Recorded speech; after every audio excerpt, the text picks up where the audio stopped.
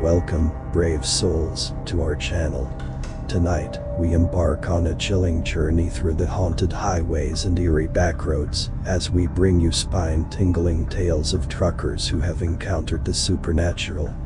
If you love a good scare and enjoy stories that send shivers down your spine, you're in the right place. Make sure to hit that subscribe button and turn on notifications so you never miss a terrifying tale.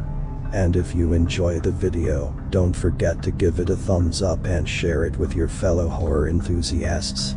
Now, buckle up and prepare yourself for a night of ghostly encounters and haunted highways. Let's dive into our first story.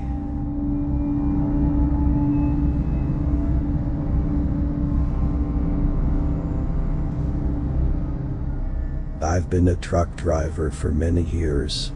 In fact, I'm about to retire at 58, and throughout all this time working, I've experienced many things, both during the day and at night. This story, however, has been the most terrifying and grotesque thing I've ever lived through. Though it's hard to believe, I know there are people listening who have also experienced these kinds of things. Only when you live them do you become aware that all of this exists and that evil never sleeps.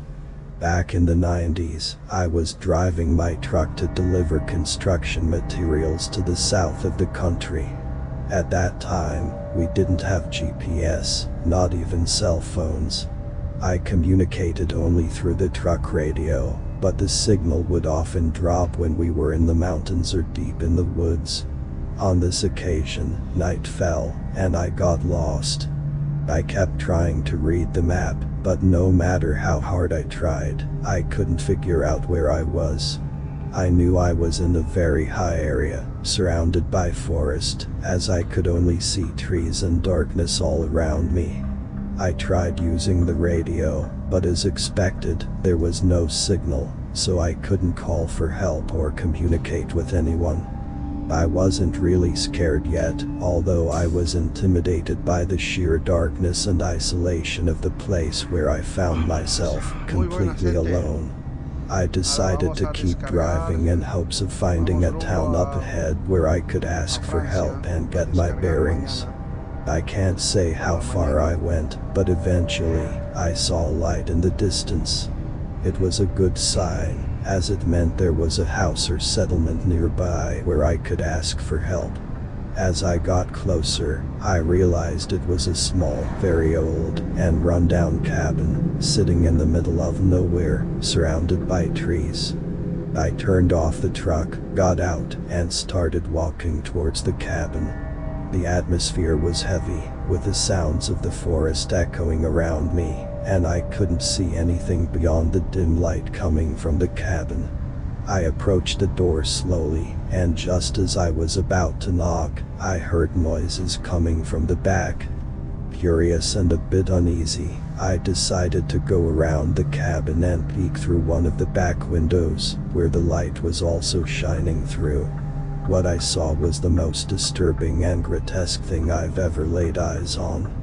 Inside, I saw an old woman with long, graying hair wearing a white nightgown. She was holding a human head in her bony hands.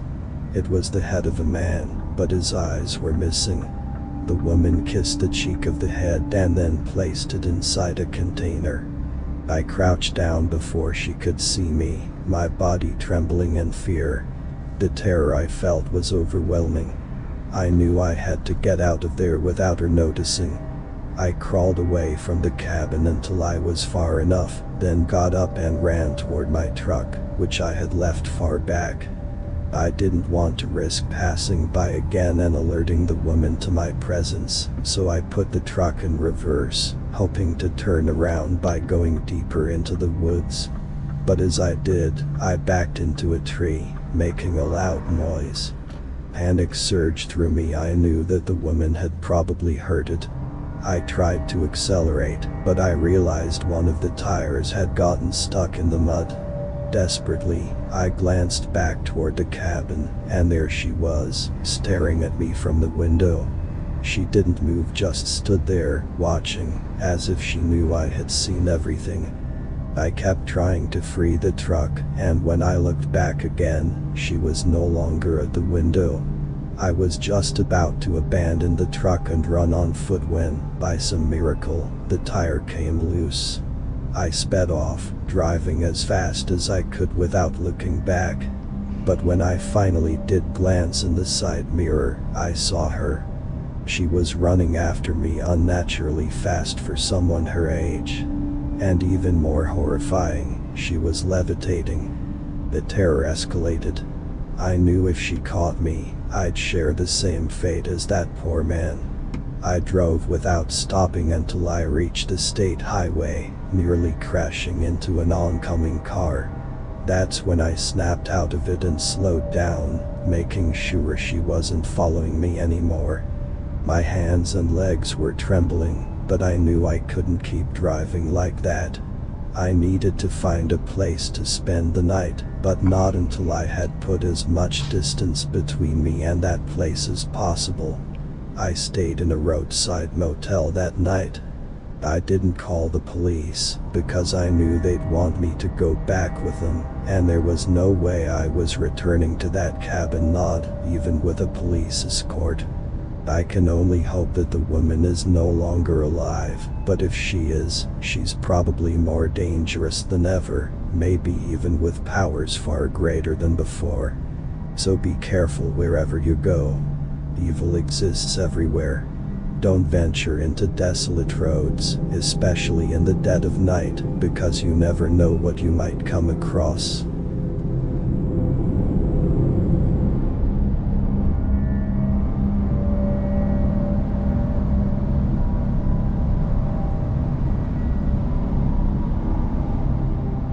Many people believe that evil takes the form of spirits or demons to torment us humans, but I disagree.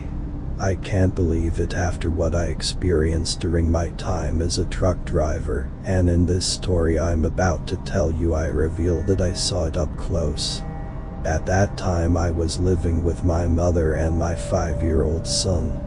My wife had died in childbirth and we have lived together ever since. It was difficult at first when my little one was just a baby, although I thank my mother who was always there for me and never turned her back on me. I don't know what my life would have been like without her. Little by little I gave my son that family atmosphere he needed, and thanks to my job as a truck driver, he never lacked anything. Suddenly, I saw on the news that a truck driver had been found dead on a tree in the woods, while his trailer was overturned on the opposite side of the road. The accident did not fit, and the version given by the authorities was contradictory to the images they showed. The truth gave me a lot to think about, and I discussed it with my colleagues at the company that same morning. They all agreed with me that if he had crashed on one side it was impossible for the body to be on the other, not even jumping.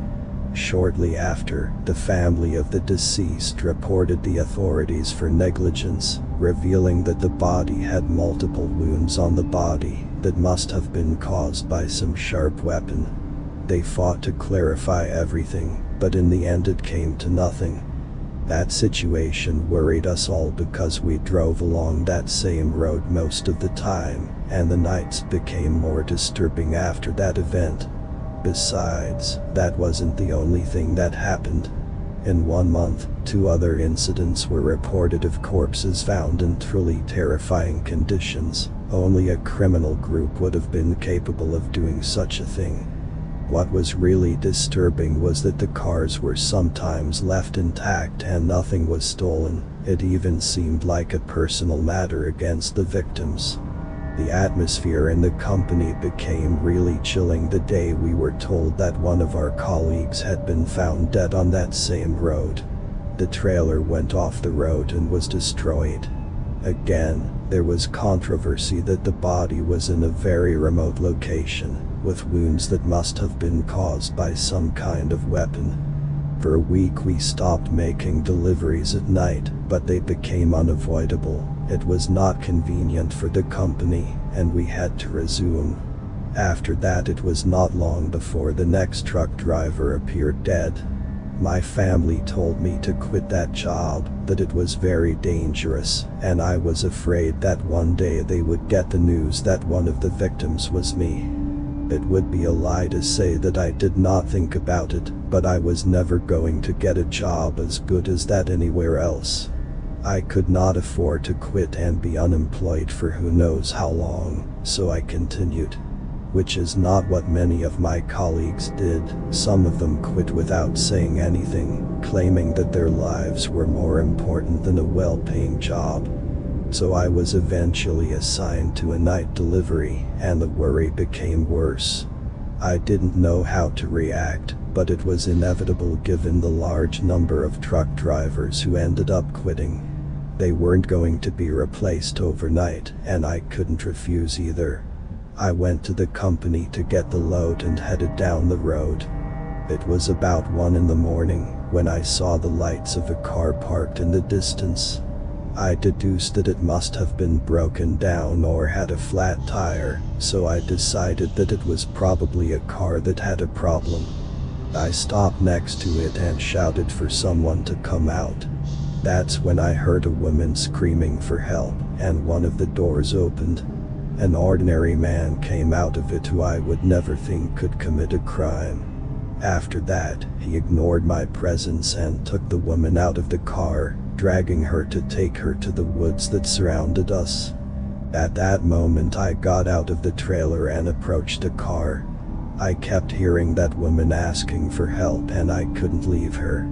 I don't know where I got the courage to go into that dark woods, running at full speed with a tool that I grabbed from my trailer to defend myself from that man. My heart was pounding. The woods were silent, except for the sound of the cracking branches and the woman's muffled screams. I slowly approached, hiding in the bushes, until I saw them. The man was struggling with her, trying to silence her. With more fear than courage, I gave a threatening shout to try to distract him, and the man turned towards me with fury in his eyes. I threw the tool I was carrying in my hand at him and hit him in the arm, which made him momentarily let go of the woman. She took the opportunity to run towards me, but the man tried to hold her. Without thinking, I grabbed her and we both ran to my trailer. We heard the man's quick footsteps approaching. As soon as we arrived, I quickly climbed into the cab, started the engine, and locked the doors just as he arrived and furiously banged on the windows, shouting threats. I stepped on the gas pedal and we quickly drove away. As we drove down the road, the woman was shaking and could barely articulate words to thank me. I drove without stopping until a brightly lit gas station a few miles ahead, where we called the police. Later, when the authorities arrived and arrested the man, I discovered that it was not the first time he had attacked someone. He was a wanted criminal for crimes in the region. The woman was safe, and although I was left with a shock and adrenaline pumping through my body, I felt relieved that I had intervened. I quit my job as soon as I could, and I have not crossed the road since.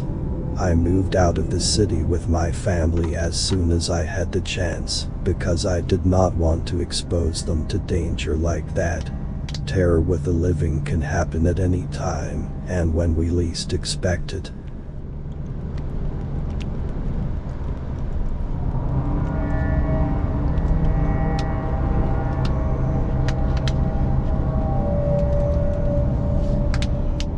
Good night. To this day I can't explain what happened to me that night when I was just opening a new trailer. I don't know if it was a ghost, a demon, or just a hallucination, but the truth is that it left me very disturbed. I keep praying to God to allow me to forget that night, but it seems that I never will. At that time I had only been working as a truck driver for 2 years, single and without any responsibilities. I lived with my brother and sister, both older than me and single too. She was divorced and he wasn't into serious relationships, he just liked to have fun. Neither of them had children, and the only one who talked about having them someday was my sister. We didn't have those plans in mind. It would take years before we settled down, but I wouldn't do it then. I felt good. It was a time when the three of us were inseparable despite being adults. We liked spending time together despite the fights, but at the end of the day we were brothers. I was the only one who refused to study. I didn't like university, and I didn't decide on a career either, so my father helped me get a job as a truck driver, and I've been there ever since. This story began on a normal night, at least I thought it was. I was driving normally in the dark night, drinking a hot coffee I had bought at a gas station, filling my thermos so I wouldn't have to stop again, and it also helps me stay awake. I was very relaxed, waiting for the time to arrive in the other city in the morning and make the delivery to start the journey back, and that was when I noticed that something strange was happening with the steering wheel. From one moment to the next it got stuck and it was impossible for me to turn it. I threw the coffee aside and put both hands to try to regain control, and seeing that I failed I decided to brake. That was when I got the second surprise. The brakes were not working, a nightmare that no driver wants to experience. The truck had multiple faults, and this made it inevitable that I would crash. I collided with a trailer that was coming in the opposite direction. By not controlling the steering wheel it rolled a little to the left until I invaded the other lane, and both vehicles collided. What saved me was that when I let go of the accelerator the speed was reduced. That, and together with the help of God, was what saved me from death. They took me and the other driver to the emergency room, but it should be noted that it took us hours to get there. I was unconscious, but according to what they told me it took at least 2 hours for someone to help us. Maybe at some point I was awake, but I don't remember, and I sincerely appreciate it very much because it would have been psychological torture. A few weeks later they discharged me, and fortunately I didn't lose my job, but the company mechanic did. They found that the faults were due to carelessness on his part, a matter of poor maintenance, and well, that cost him his job. When I got back to my boss he told me he had a new trailer waiting for me. It was scheduled for a truck driver they were just hiring, but because of the inconvenience they gave it to me. I had a lot of respect for that man, and I think that's why I didn't make a big deal out of the accident. Plus one of the executives was a good friend of my father, and I knew they weren't to blame for anything. My first delivery in the new trailer was at night. I did all the paperwork with my boss, and then I headed out on my route. I wasn't upset about the accident or anything, it was one in a million things.